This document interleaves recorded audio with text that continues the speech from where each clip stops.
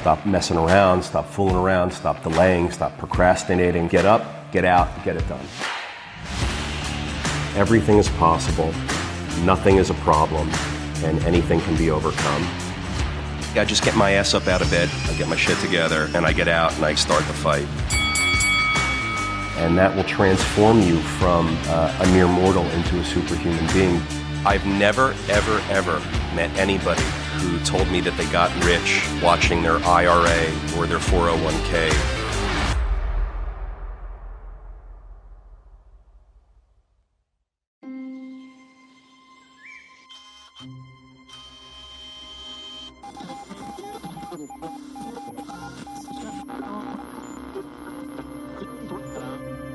Welcome back, Peter. George. The most beautiful day of September so far, I feel like. Let's get into it. What do we got today? So we got this video from ESPN. Oh, man. Alcaraz with the tweener. So this was an incredible match, an incredible tournament, the whole thing. Look at the confidence in him. Look at the stare down. Look at the sheer strength and what he emits. This guy emits pure confidence. He knows exactly where he's headed. I'm really happy that you put this up. I watched this tournament start to finish. It was a great year for U.S. Open tennis. I love the U.S. Open matches. I go every year. I wasn't there this night. What an incredible athlete. What incredible energy. You have all the fans there and like gladiators being adored by the kingdom. And he was incredible. He was a fighter. He was aggressive. He was strategic. He was smart. You know, athletes are so poised to be great business people because they have a lot of the same attributes that you need in business that you have to have in order to become a tennis champion. So I want to see more athletes pivot and translate their skills into the business world. But this guy has it all. I mean, if I could be like anyone this week, it would be this guy. He fought, he's young, he's strong, he trained and dedicated his life for this moment. He crushed his opponents. He was really strategic and really intentional about everything he did. He did some crazy things physically, like just watching it was unreal. You know I love the people that perform at the peak and who are the best at their trade or craft. This guy, this week, was the best in this trade or craft that I've ever seen. It blew me away how young he was because I feel like blows me away. All sports are kind of shifting older now because I think a lot of athletes are able to perform at a much higher level as they age more. Yeah, George, this was a great tournament. There was a lot of drama. There was upsets. Some of our favorite champions dropped out.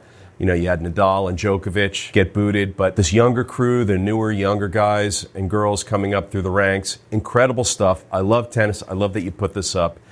But it reminds me, when I watch sports and I watch boxing or tennis or whatever it is, I really tune into the fight and the dedication and the scratching and clawing that I see occurring in the plays and the little matches that occur and the minute details of the tournament.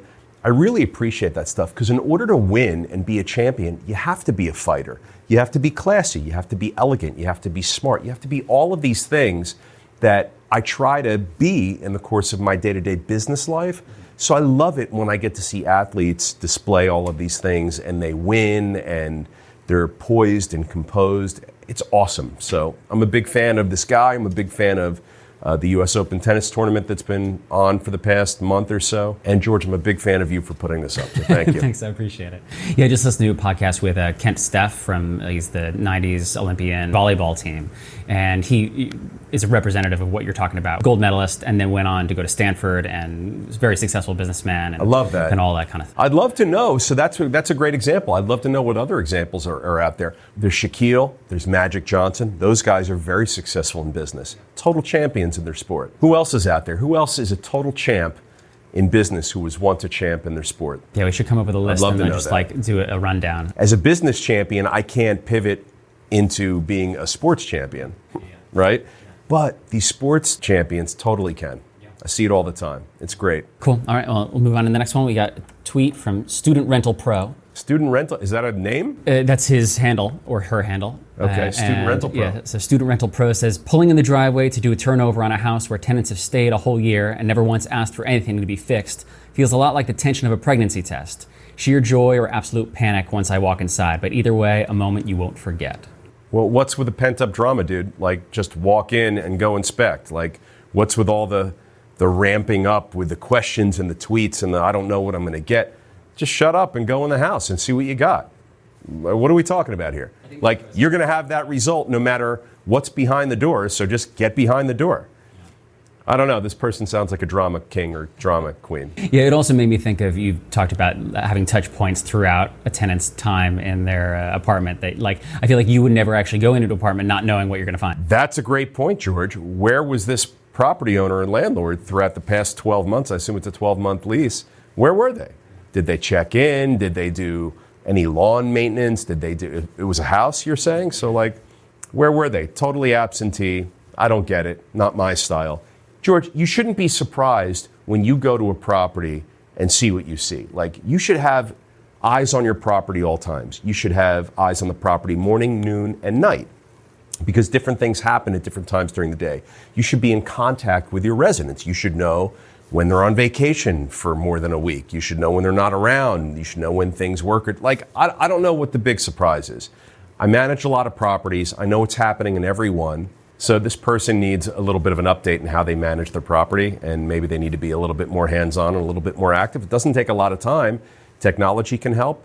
A simple email every now and then, at least. Like, I don't know what the surprise is going to be, but get in there and figure it out, and maybe you'll be surprised and it's in perfect condition, which, you know, if you screen your tenants correctly, you'll have a pretty good understanding about what the likelihood is that the tenant's going to leave a mess or not. Yeah.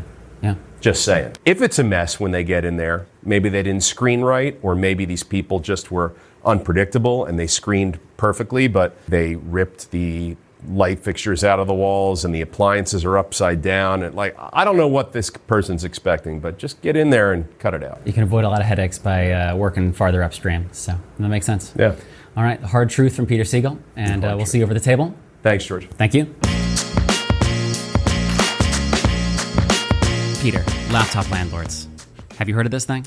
Are you referring to, like, absentee landlords? It's a bit like that, yeah. Like laptop, because there's technology, and so therefore you don't have to buy the asset? Totally, yeah. The Wall Street Journal's been reporting out the last few weeks, really, about this kind of rise in people running property from other states, and that being much more common. And it struck me as interesting because we often talk about the importance of stay close to your asset. So I was just curious what your thoughts are on, is this the future? Is it unsustainable? Is it I think it's the future Yeah. because people are doing it, and these technologies and businesses and solutions are coming out and people are using them. It's not how I grew my business. As you know, I grew my business from the inside out. I bought a building and I bought another one next to it. I brought another one across the street. I bought the other one behind it, bought another one a block away. And I built it out over time because I needed to deploy economies of scale. I couldn't afford to have different maintenance staff and management staff for every building. I had to use the same maintenance staff and management staff for all the buildings, and they needed to be close by to each other. Otherwise, it was never going to happen. Yeah. But, you know, look, if you've got a single-family house in Tuscaloosa and a single-family house in Tallahassee, I don't know how that works. Like, I just don't, and you live in Washington State, like, I don't know how that works, and there's people that do that. It sounds to me like you're absentee to a fault, and there's problems that you're going to have. The thing that you're interesting with you're touching on that is that you could actually still have a consolidation of assets, but not live near the asset. Like, that's still something that could be possible with this laptop. Well, look what the big guys do. Yeah. Taking my example just now, if you had a 400-unit building in Tuscaloosa and a 400-unit building in Tallahassee, that can work if you've got great teams and great people on the ground putting their eyes on the asset every day, managing, taking care of the issues the day-to-day. If you've got great teams and great people and the asset's got enough mass, then you could hire those teams and people, and you don't need to be there. You could fly down there once a month, once a quarter, whatever it has to be. I mean, that's what I do with my Texas portfolio. Totally, yeah. And you can make that work. That's what the big guys do, the institutional property owners, the hedge funds, the private equity funds. These guys own tens of thousands of apartment units all over the country, but they own single assets that have scale and mass that merit a payroll, that merit their own economic ecosystem. Yeah. But if you've got like a couple of condos in California that you Airbnb and a couple of houses in Florida that you VRBO and a couple of whatever in the Midwest, like, I don't know how that works because not one of those single properties by itself is enough of an economy to have its own staffing and its own maintenance. You have to sort of parcel it out and figure that out. look, there's people that are doing it. I'm not saying there aren't people that can't do it and it shouldn't happen. But if people want to get into the game, I guess they got to buy what they can buy. Right. To me, it just sounds like a massive headache and problems waiting to happen. But I'd love to hear from a lot of the short-term rental owners and operators out there that have properties in different locations. How do you guys manage all these properties? And like, I could never figure it out, like how to have onesies and twosies and one-offs like in all these different multiple locations while I live in the Northeast. Like, never made sense to me. It sounds like a management headache, but I'm sure that technology and Evernest and these companies that are out there are providing solutions for those who are trying to do it. And God bless. Look, we want people to invest and we want people to get into the game if that's the right thing for them. Right. So they have to do it in a smart way. And if they can't buy a 400-unit building, maybe they have to start off with a fourplex in Tuscaloosa and a duplex in Tallahassee. And maybe that's how it works. And that's fine. And I applaud you. Just really keep your eye on the asset. Use all the technology, put the cameras in, get everything Wi-Fi enabled to the best that you possibly can. Yeah. You have to operate these properties on a budget. You can't always have dedicated maintenance and dedicated management. I mean, you're self-managing when you're small and you're growing. Yeah. So it's you at the end of the day that's got to be responsible for all this stuff. But George, for me and my properties that are located out of the area where my office is, I have great teams and great people on the ground. That's what the big guys do. That's what the institutional guys do. Look to them for examples on how to do it, and then take those examples and deploy it in your small and growing business. So, I always look to the guys that had 20 and 50 and 100,000 units and said, wow, how do they manage that? And I'd take really great gems from my relationship with them, and I'd deploy it into my smaller business. I think that's how you have to do it. Taking the laptop out of Landlord. Taking the laptop out of Landlord. If you take the Lord and laptop out of Landlord, then you just have top and land. That's true. Yeah, which I guess is useful for something. Yeah. We're hearing this all the time right now. Do you see a mortgage bust on the horizon? Well, so the mortgage industry tracks with the interest rates. So the more affordable mortgages are to get for the consumer, the more consumers are going to apply for mortgages and submit loan applications. Those loan applications dry up as interest rates spike and increase. We're in a rising rate environment. There's more spikes and increases coming. The oxygen is getting sucked out of the room every time the Fed raises the rates. Yeah. So there's fewer and fewer mortgage applications happening as a result of interest rate increases. Okay. So yeah, that's a problem for people who are in the mortgage business. They're just going to have less volume. Yeah. Like mortgage people need high volume in order to have a good business.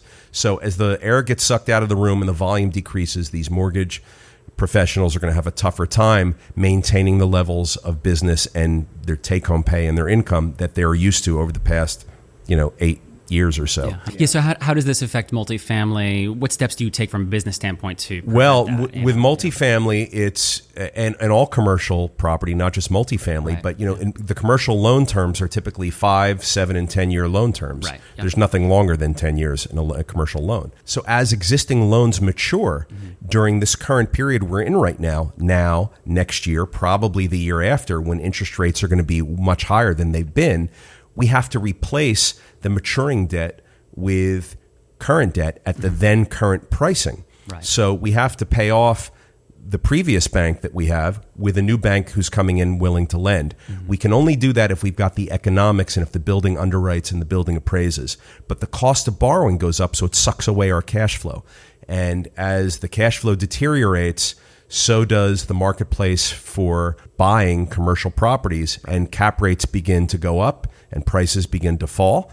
And you've got all of this stuff now economically that you've got to manage if you're a multifamily owner or commercial property owner. So what's going to happen, George, is that these commercial property owners are going to have expiring debt. They're going to replace 3 and 4% debt with 5 and 6 and 7% debt. Watch, 6% and 7% commercial debt is coming. And when I have to take 6 or 7% commercial debt and replace it with my 3 or 4% money that I had, it's going to suck. Yeah. It's going to hurt bad. So you have to have lots of cash reserves.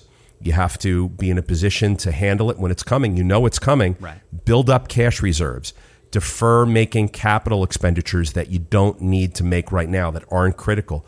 conserve cash, because you're going to need cash. If you've got maturing debt in the next 24 months, you're going to need cash as padding to buy down the principal, to be able to qualify for 70 or 75 LTV when the bank wants to give you less than the amount of your current mortgage principal that you're paying off. Yeah. So all of this stuff is going to come into play. This is where people who don't have the experience get hurt. So we saw this in 2008. You needed to have reserves to get through the kicking of the can, the kick the can period. In 2008, we kicked the can, man. Right. Like, we missed a payment, we kicked the can, we put it on the back end, we had to negotiate with the banks, we were replacing cheaper debt with more expensive debt. All of that was happening. It's going to happen again now. The experienced operators know this. They're not going to have a problem. The people that just got into the business over the past, 3 to 6 years, and there's a lot of people that just got into the business over the past 3 to 6 years, if they don't have a big war chest sitting there of capital, or if they don't have access to additional capital quickly for their buildings, they're going to have a problem. Yeah, do you think this is a completely new playing field compared to 2008? Or do you think yeah, that's what I was wondering. No. Yeah. Markets go in cycles. Economics is cyclical. Economies are cyclical. And we knew that this was coming. The question was when and to what degree. Yeah. The answer is still the same. You better have a low loan to value. You better be able to cover your debt service coverage and meet your debt service coverage ratio. You better not be over levered, and you better have cash reserves. Yeah. Like, it's the same formula. It's the same bit of solutions. It's the same advice I give all the time. People ask me, like you did just now, Peter, what do? I've got debt that I've got to repay in 5 months. Like, what are interest rates going to be? I'm like, I don't know what interest rates are going to be in 5 months, but I promise you they're going to be a lot higher than what the mortgage was that you got 3 and 5 years ago and 7 years ago. Yeah. So be prepared for that. You have to have access to capital. And the newbies who got into the business over the past 3 to 7 years, whatever it is, they're going to have a tough time if they don't have access to capital. Speaking of being prepared, in New York City now, the new emission laws are coming into effect, and the deadlines for reducing emissions. It's a beauty. Local Law 97. Yeah, so it's really intense. Lift up the chin, take a knife, and go. Yeah, so I was curious for you, do you have any game plan in place for the future of this? Because you have a lot of vintage buildings, and that's kind of what you work with. So listen, the game plan is the same for our last discussion about the pending rise in interest rates and replacing expensive debt with cheaper debt. The game plan is you need money. So that's the whole critique about Local Law 97 and these other laws that states are enacting, which are requiring that property owners reduce the emissions of their buildings. Look, we have an environmental issue that we have to deal with as a country, as a planet, right? Yeah. There's no doubt. Definitely. We have to address it. The issue is, how does it get paid for? Who pays for it? And what are the guidelines and rules and regulations regarding how it all gets rolled out? So what Local Law 97 does in New York is it forces property owners to fund the improvement and the compliance of Local Law 97 when they may not have the money to. And it's a problem. So if you're a small mom and pop owner, maybe you've got 1 building or 2 buildings, or maybe you've worked for your life and you have maybe 4 or 5 buildings. I mean, it's going to be several $100,000s each building. You have to change out your boilers, you have to change piping, you have to change electric. I mean, it's a lot of work that has to get done. Yeah. And look, it needs to get done. The question again, how do you pay for it? Who pays for it? Whose obligation and responsibility is. And, New York's a tough venue, George, because not only do the property owners in New York have to pay for compliance with Local Law 97, but there's extreme rent control. So you're capped on how much you can charge in a very high demand environment. You're capped, right? Your revenue is capped. Yeah. And they're forcing massive expenses on you. Look, we have to address this environmental issue. Our climate change, all this stuff is very real. I'm a big proponent of environmental issues, and I want to see them get addressed. Yeah. George, I'm not a big proponent of having private property owners or private business owners pay for something that benefits the entire state or the entire country. Perhaps as a society, we can consider legislation and programs where we're all taxed equally as citizens, private property owners, business owners, members of our community. That's how schools get funded, right? We all pay into the school tax, and we all pay into taxes in general as members of our society. We're all contributing to that. But when we single out one part that has to get paid for by one person or one group of people, I don't know. I think that merits a discussion. I see that a lot, especially in the business world with property and property owners. I see it with certain types of products and services get taxed differently than than other things. George, it's a slippery slope. I want to see less regulation imposed upon property owners and business owners, but I do want to see things like climate and emissions get addressed.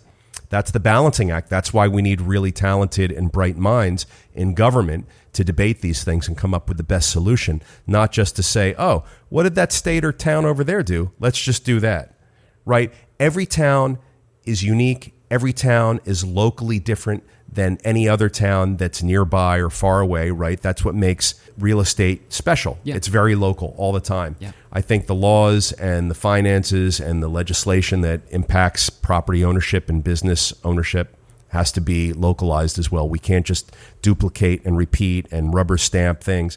I don't know how property owners are going to pay for it in New York. I mean, you can't raise rents and you have to pay all this money in expenses. And then it's an inflationary environment as well. So while you can't raise rents and you have to convert your building from oil to gas or whatever, you also are faced with electricity's up 27%, gas is up 39%, labor's up 62%, lumber was up 400%, it's retreated back, like all these things, but your rents are tracking at like 2%, 1%, 3%, like it's completely insane. It's nothing short than a taking of property. Yeah. It's unconstitutional, in my opinion, and we need to think of a better way. Like, if states and towns want to enact these laws, the states and towns should pay for it.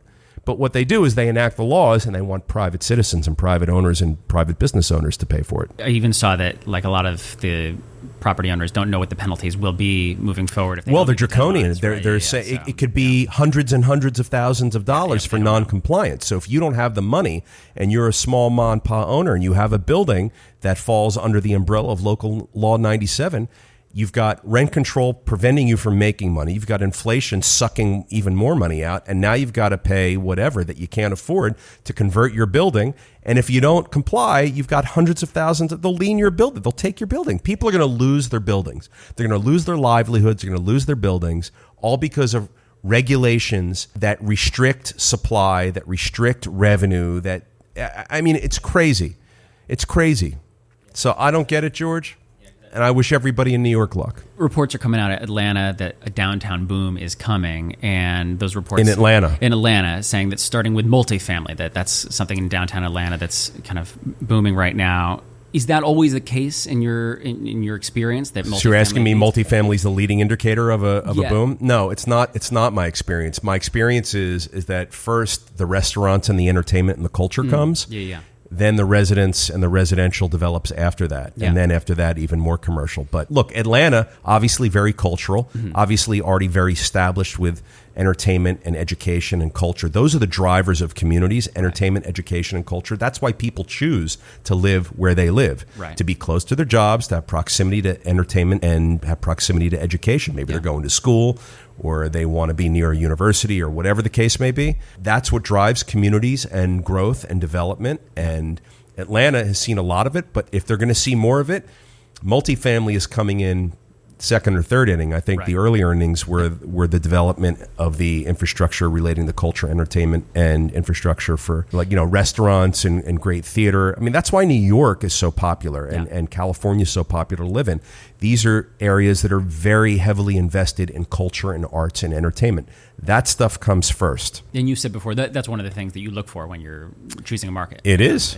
It is. I'd be hard pressed to invest in an area that's devoid of culture and arts and entertainment. I mean, that's the lifeblood of society. You can't just live in the space station above Mars and expect people are going to that makes sense. Bring it to you. Last week you mentioned rent now, buy later, this concept of renting to own. Well, I mentioned that the way we consume housing is changing, so rent now, buy later, or renting to own is part of that. Yeah, so I was wondering, what are your thoughts on that? I'm not familiar with it really, and so I was curious, of renting to own? Well, that's one of the components of the shift that's happening. George, I've said it before, the way that we consume housing is changing. It's morphing into something new that we've never seen before. And it impacts the housing construction industry. It impacts regulations. We talk a lot about regulations. It impacts the finances, the way people are able to pay for housing. Yep. We saw that Bank of America just this week decided to make it much easier for people to buy housing by lowering the requirement for the down payment. Mm-hmm. So whenever you free up cash and make it easier for someone to buy and increase their purchasing power, and that can happen either with lowering interest rates or lowering the down payment requirement, you're going to fuel markets and you're going to fuel consumer behaviors. So right now as housing consumers, the old way of doing things was either buy or rent, but now you've got tiny communities, you've got rent-to-own communities, you've got build-to-rent communities. The developers call them BTR, build-to-rent. So the developers are going to BTR for the consumer who's going to rent-to-own, right? And all of this stuff is happening now right in front of our eyes. So the way that we purchase, rent, or consume housing, it's going to continue to change for the foreseeable future. As long as we have a housing shortage in our country, which we do, and demand exceeds supply, which it does, we have to find new and inventive ways for our population to get housed. And it's going to take all sorts of creative thinking. I mean, we've talked about how employers across our country are now in the housing business. Google, Facebook, all the big companies are getting involved, providing housing as part of the compensation package. They're making investments in housing. We saw this week, George, another announcement from a private real estate investor, Sam Zell. He's building 1,000 units in Texas, multifamily units. Why? Because the jobs are there. The demand is in Texas right now because there's a lot of jobs in Texas and coming to Texas. They need more housing supply. They're building down there. We need to see more of that. And until we get to a point where supply and demand are more balanced, we have to have new and creative ways of consuming housing. Rent to own is going to be a big one. People don't have the money, man. Right. Incomes aren't tracking with the increases of the cost of housing. Mm-hmm. And we need to have higher incomes. We need to have more housing supply. All of it's part of the recipe.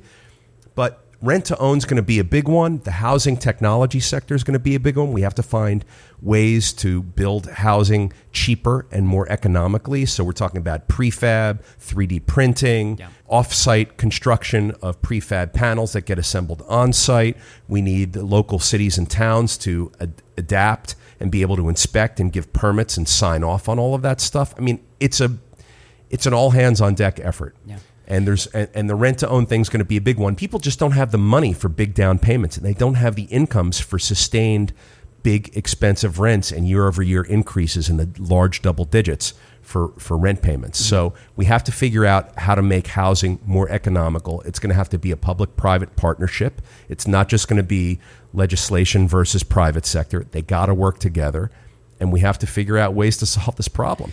Look, government can't do it by itself. It needs the private sector to build housing. Government's not in the business of building housing. Every time they do it, they suck at it. And when they do it like on a really small scale, and then they point it and they go, oh, yeah, see what we did? Yeah. And it's like 20 units or like 5 units. It's like, yeah, but we need like 9 million units. Right.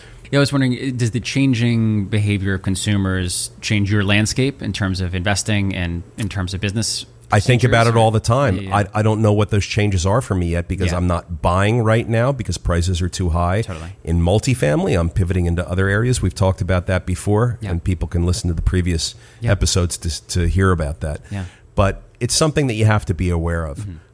Maybe we have to dedicate a certain amount of our units for short term in the markets that permit us to do that. Right. Maybe we have to create different unit types, different sizes. Mm-hmm. Maybe we have to adjust floor plans to allow more people to move into buildings. Maybe we have a large 2-bedroom, we separate it and make it into 2 1-bedrooms. I don't know. Right. We have to look at all that stuff, case by case basis, building by building basis, and location by location will dictate the moves that we make with assets and the decisions that we make and how to spend money on morphing assets from something the way they were yesterday to something that they're going to be tomorrow to address this need. But absolutely, you got to think about it all the time. One of our earliest videos was make their grind your concern. Yeah, I love that. You got to be empathetic. Yeah, so I was wondering, can you touch a little on that of what makes empathy so important? You talked about it a little bit already, actually, in the in business, videos, but you have to care about what other people think. You have to care about what their needs are, and you have to care about your customers' needs. You have to care about your family's needs. You have to care about everybody's needs. If they're in your life and you care about them and you care about the results that you get from people, places, or things being in your life, you have to be empathetic. With my teams that I work with, I'm constantly listening. I'm constantly asking, what can we do? And my customers too, my residents and customers. I sent out a survey last week. I asked our residents, How are we doing? What can we do to improve? Are you having a good experience with us? What can we do to be a better property owner for you? What can we do to improve our property management for you? We get a lot of great responses back. It's a very good bit of information to get. You got to have a thick skin to get it because you get a lot of things that you don't want to hear too. So you have to know that that's coming. But you have to be empathetic and you have to listen and you have to be able to give what people need. You have to be able to give what your customers need. And look, if you can't do that, you shouldn't be in business. You have to be able to give what your employees and your staff and your team needs because you want people to be with you for the long term. I don't get any other way. So I'm curious, you don't have to share if you don't want to, but was there anything that jumped out on the surveys that you felt like, oh, I'm really glad we did this for this reason, X, Y, and Z? Because so in the poll, we were trying to assess what services and amenities people needed or felt like they wanted. So we offered valet trash and recycle service. We offered pet sitting and lend-a-hand, helping hand services like move-ins, move-outs, lifting heavy stuff, hanging TVs and artwork on walls. I don't know, whatever people may need in a home environment. And overwhelmingly, people did not want valet trash service. Okay. And overwhelmingly, people did want the helping hand, handyman services. They wanted pet sitting services and help to coordinate that. And you mentioned touch points earlier. As our property management company has touch points all week long and all month long and all year long with our residents. So we're in touch with them all the time about lots of different things. This was another way that I wanted to be in touch with them. And we can provide some of these services. Yeah. I mean, we have to do it at a cost, but we want to make it a fair cost. We want to enhance the residents' living experience with us. We want them to feel like, yeah, they got our back. Yeah, they care. And if it costs a couple of bucks or whatever, and it can be done, we want to do it. I mean, we're not trying to do it for free because we can't. We're not in the give things away for free business, but we do want to enhance our residents and our customers' experience. So I asked them what they wanted, and they said, do not come and take my trash out. That's weird. Right, yeah. No, it's such a novel idea to ask somebody what they want instead of just... All you have to do is ask. You have to care and you have to ask. But I'm very concerned with asking the right questions and making sure that I'm understanding what your needs are, whether we work together, whether we're in business together in some other way, whether you're a customer or a resident, if you're a family member, spouse, whatever. Like, I got to know what your needs are because it's my job to accommodate and deliver. Well, that's the end of my questions. Do you have any questions, comments, concerns before we head over to Q&A? I don't. I think you've touched on a lot today. Wonderful. Yeah, as always. Good. Yeah, thank you so much. Thanks for the chat. Yeah, this is great. So Thanks, George. I'll see you over there.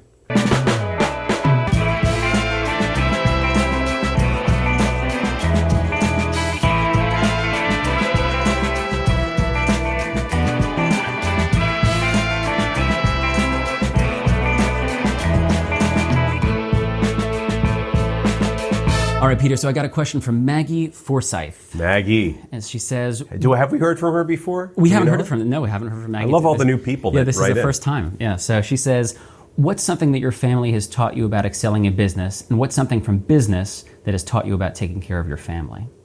Maggie asked that? Maggie asked that, yeah. That's deep, Maggie. All right, listen, Maggie, I don't even know where to start with that because I've learned so much about business from my family. Everything from... make sure you give a nice firm handshake and look someone in the eye when you greet them or say goodbye, to always be discreet, always be caring, work harder than anybody else. Don't go to bed until you have the job done right. There's only one way to do something, and that's the right way. Stuff like that. I mean, I got that kind of messaging my entire life when I was a baby.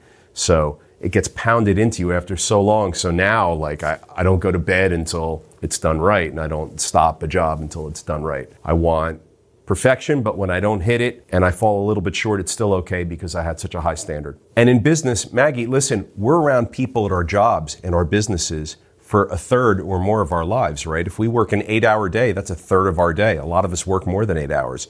We have to be able to get along with people. We have to be able to communicate. We have to be able to be tolerant and empathetic and appreciate what everybody brings to the table. And families can often be challenging for that. So I think if you bring home a little bit of the strategy on how to interface with people that you get from the office and bring it home to the family and to the house, and you can do a little bit more listening and a little bit less talking and try and hear what everyone's saying and make sure everyone's taken care of a little bit more, I think families run a lot more smooth as well. It's interesting. Families aren't always warm and fuzzy and nice and accepting and loving. I mean, there's tension, there's feuds, there's decades and decades of resentments and all sorts of mishigas and craziness that goes on in families, right? We may love each other as family members, but we may not always like each other. Yeah. But in business, I may not love them, but I have to like them, right? If I want to be successful at business, I have to be with people that I like, and I need them to like me. Try that at home. Yeah, I love that. Cool. All right, well, thanks so much, Peter, and I'll see you next time. Thanks, Maggie.